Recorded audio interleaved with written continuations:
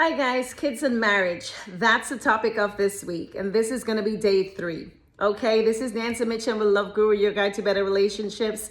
Let's get right into it as usual. Spare no time, okay? Number 3 is going to be the hidden damage that you do when you're calling your kids either good or bad. Okay, parents, I'm going to ask you again. Refrain from doing so. I have done it in the past, and you know, as I start learning a lot more about psychology and realizing, why we do the things that we do. I think I grew up as okay. I don't have any major problems, but however, my parenting skill as I grew up with my dad is just being so strong and overpowering. And I think that's one of my faults of what I do as a parent, or the mistake I should say that I have made as a parent. And I know the parents out there, you can relate to me. Especially if you're from Jamaica, we're known to be a parent of being strong and shouting and telling kids to do this, don't do that. And one other thing is that we would, say things to them that we don't realize that a kid brain develops different from it's different, and it's developing, and it's not going to be as an adult brain. So you have to be very careful what you say, what you do in front of a child, versus you're talking to your friend, or your spouse, or your husband. So, giving that good or bad name to any child is a no. Sorry, when I say good, you can say good, but not bad. So giving the good word to a child is always what you're going to want to do with a child.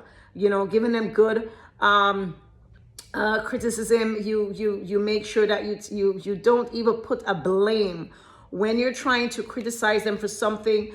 For a child, you never put that blame on them. No blame. Though there's no blame. Okay, you can't say there's no blame. I'm gonna blame you for that. You're the one. No, you have to know, treat it in a different light, to say, okay, you did this, so at the end of the day, we can find another way to get this done, or there's another way that we can do this that we think it's going to be a little bit more productive, or this would work better this way versus another way. And you kind of show them the reason why this won't be that way versus one way. And if you're trying to get through to them in that particular time and it does not get through, please stop. Don't continue. Just wait until another day comes, and then you will try to redirect them again a different day. Sometimes in that specific time when it happens, you don't want to be pushing them and trying to tell them, oh, this is how this is supposed to go, or vice versa. Don't do that. You have to make sure you're using positive words to them. They're always, smart. They're always intelligent. They're always going to do good in life. You see their future, and you see their future as being great, bright.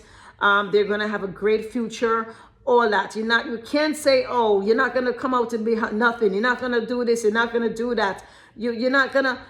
Parents, I beg you, you have heard parents said this before. If it's not you, you have heard parents said this before. Because I've heard parents tell their kids, oh, you're not going to do this, or you're not going to come out to this, and you're not going to come out to that. The words that coming out of your mouth telling to your child, it's going to tarnish them. It's going to traumatize them. So you don't want to ever do that, because you are just killing their future. Okay, so parents, I beg of you, refrain from talking to your kids this way, telling them bad things about themselves or bad things that's going to happen to them. Never should you be making that conversation or having that conversation with your child or your children. Never. Always positive.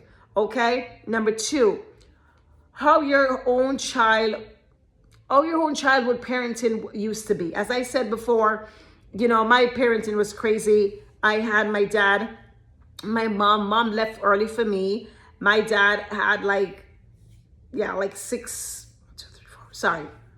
4 girlfriends. So he had 4 girlfriends in the same home.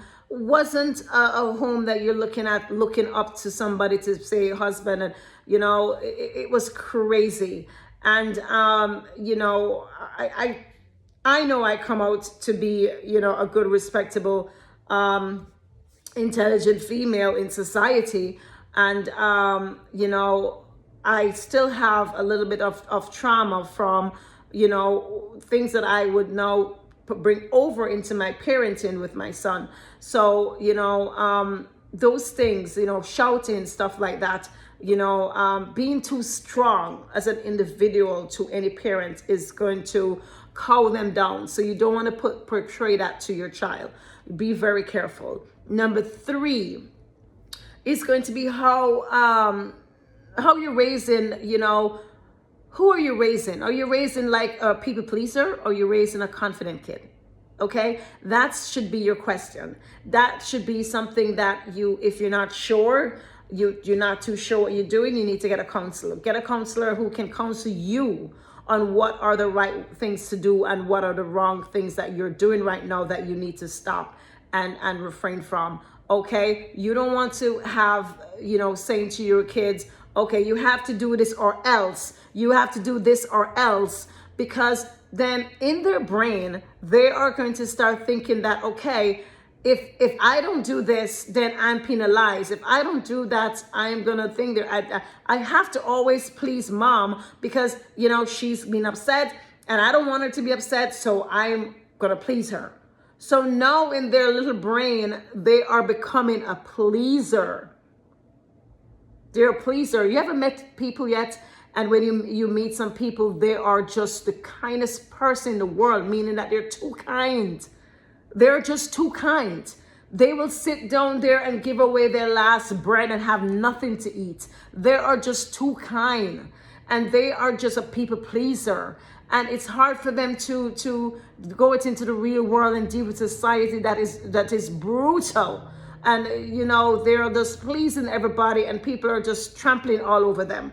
Okay, this is one of the things that comes from their childhood, where parents would turn to them and keep on telling them, don't do that, don't do this. And, if you do this, you're gonna get beaten. If you do this, there's always that thing that you're gonna tell them that's going to be done to them if it's not done.